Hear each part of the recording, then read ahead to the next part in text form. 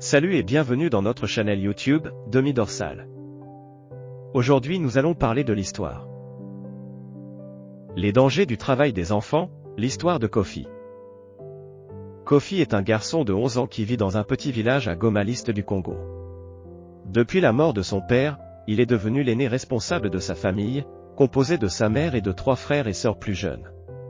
Sa mère, déjà épuisée par de longues journées passées à cultiver des champs pour de maigres revenus, n'arrive plus à subvenir aux besoins de la famille. C'est ainsi que Kofi a dû quitter l'école pour travailler. Chaque matin, Kofi se lève avant le lever du soleil et se rend à une mine d'or artisanale située à quelques kilomètres de son village. Les mines d'or illégales, souvent appelées galancets, attirent de nombreux enfants comme Kofi, désespérés de gagner un peu d'argent. Kofi passe ses journées à creuser dans des puits étroits et dangereux, à transporter des sacs de terre lourds et à tamiser les débris pour chercher des traces d'or. Les conditions sont inhumaines, l'air est chargé de poussière, les outils sont rudimentaires, et la menace d'effondrement est constante. Le pire, c'est que l'or qu'il extrait est souvent traité avec du mercure, une substance hautement toxique.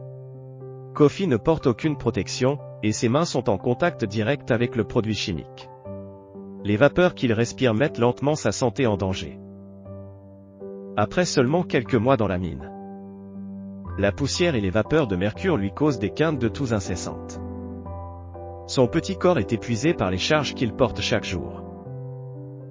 Blessures, ses mains sont couvertes de coupures infectées, et il a récemment échappé de justesse à un éboulement qui a coûté la vie à un autre enfant. Malgré tout, Kofi gagne à peine l'équivalent de $2 par jour. Cet argent sert à acheter un peu de nourriture pour sa famille, mais il sait que cela ne suffira jamais pour sortir sa famille de la pauvreté. Un jour, la fondation Fally Ipupa arrive dans le village. Les membres de l'organisation sont horrifiés par les conditions de vie des enfants travailleurs.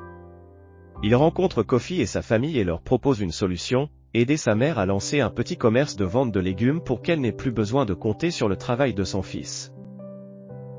Grâce à cette aide, Kofi quitte la mine et retourne à l'école. Bien que le chemin soit encore long, il recommence à rêver d'un avenir meilleur. Il espère devenir enseignant pour aider d'autres enfants comme lui à sortir du cycle infernal de la pauvreté. Grâce à son courage et à l'aide qu'il a reçue, Kofi est devenu un exemple vivant de résilience et de la puissance de l'éducation.